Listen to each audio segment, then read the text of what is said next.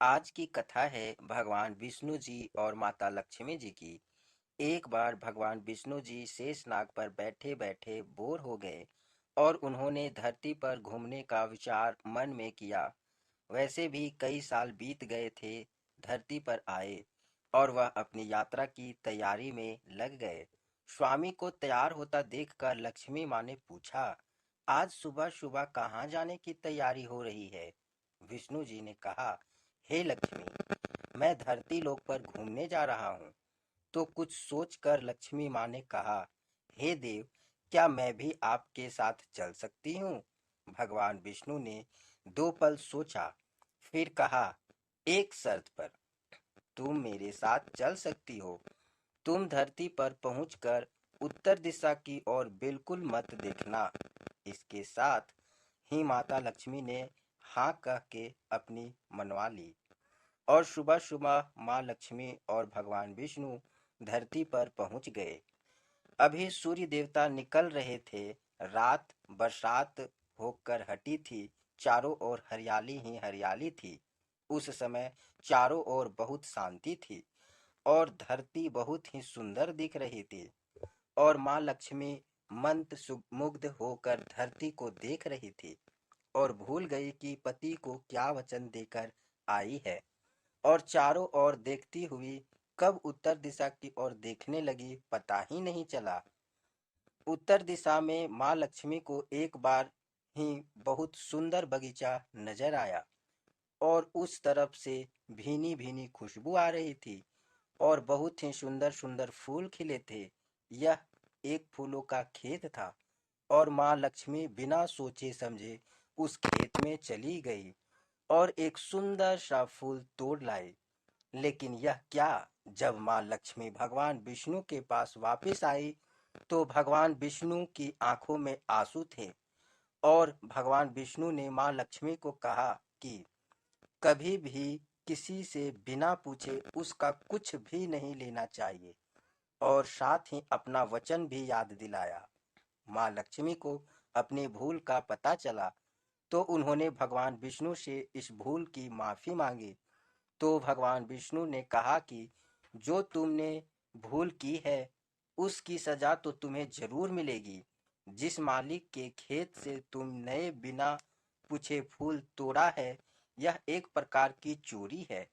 इसलिए अब तुम 3 साल तक मालिक के घर नौकर बनकर रहो। उसके बाद मैं तुम्हें बैकुंठ में वापस बुलाऊंगा। माँ लक्ष्मी ने चुपचाप सर झुकाकर हाँ कर दी। आजकल की लक्ष्मी थोड़े थी और माँ लक्ष्मी एक गरीब औरत का रूप धारण करके उस खेत के मालिक के घर गई। घर क्या, एक झोपड़ा था और मालिक का नाम माधव था। माधव की बीवी, 2 बेटे और 3 बेटियां थी। सभी उस छोटे से खेत में काम करके किसी तरह से गुजारा करते थे। माँ लक्ष्मी जब एक साधारण और गरीब औरत बनकर जब माधव के झोपड़े पर गई तो माधव ने पूछा, बहन तुम कौन हो और इस समय तुम्हें क्या चाहिए?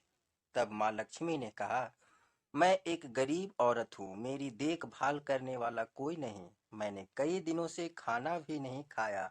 मुझे कोई भी काम दे दो, साथ में मैं तुम्हारे घर का काम भी कर दिया करूंगी।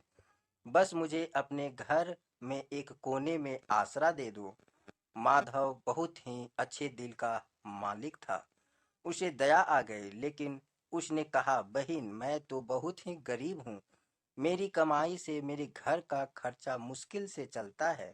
लेकिन अगर मेरी 3 की जगह 4 बेटियां होती तो भी मैंने गुजारा करना था। अगर तुम मेरी बेटी बनकर जैसा रूखा सूखा हम खाते हैं उसमें खुश रह सकती हो तो बेटी अंदर आ जाओ। माधव ने माँ लक्ष्मी को अपने झोपड़े में शरण दे दी और माँ लक्ष्मी 3 साल तक उस माधव के घर पर नौकरानी बनकर रही। जिस दिन माँ लक्ष्मी माधव के घर आई थी उससे दूसरे दिन ही माधव को इतनी आमदनी हुई, फूलों से ही शाम को एक गाय खरीद ली। फिर धीरे धीरे माधव ने काफी जमीन खरीद ली और सब ने अच्छे अच्छे कपड़े भी बनवा लिए और फिर एक बड़ा पक्का घर भी बनवा लिया। बेटियों और बीवी के गहने भी बनवा लिए और अब मकान भी बहुत बड़ा बनवा लिया था। माधव हमेशा सोचता था कि मुझे यह सब इस महिला के आने के बाद मिला है। इस बेटी के रूप में मेरी किस्मत आ गई है मेरी। और अब 2-3-4 साल बाद बीत गए थे, लेकिन माँ लक्ष्मी अब भी घर में ही और खेत में काम करती थी। एक दिन माधव जब अपने खेतों में काम खत्म करके घर आया तो उसने अपने घर के सामने द्वार पर एक देवी स्वरूप गहनों से लदी एक औरत को देखा। ध्यान से देखकर पहचान गया, अरे यह तो मेरी मुंह बोली चौथी बेटी यानी वही औरत है। और पहचान गया कि यह तो माँ लक्ष्मी है। अब तक माधव का पूरा परिवार बाहर आ गया था और सब हैरान होकर माँ लक्ष्मी को देख रहे थे। माधव बोला, माँ हमें माफ कर, हम तो तेरे से अनजान, मैं ही घर और खेत में काम करवाया है। माँ यह कैसा अपराध हो गया है, माँ हम सबको माफ कर दे। अब माँ लक्ष्मी मुस्कुराई और बोली, हे माधव, तुम बहुत ही अच्छे और दयालु व्यक्ति हो। तुमने मुझे अपनी बेटी की तरह से रखा, अपने परिवार के सदस्य की तरह से रखा। इसके बदले मैं तुम्हें वरदान देती हूँ कि तुम्हारे पास कभी भी खुशियों की और धन की कमी नहीं रहेगी। तुम्हें सारे सुख मिलेंगे जिसके तुम हकदार हो। और फिर माँ अपने स्वामी के द्वार भेजे रथ से बैठकर वैकुंठ चली गई। आज की कथा दोस्तों समाप्त होती है। अगर आपको यह कथा अच्छी लगी तो हमारे इस चैनल को सब्सक्राइब कर लीजिए और इस वीडियो को लाइक कर दीजिए।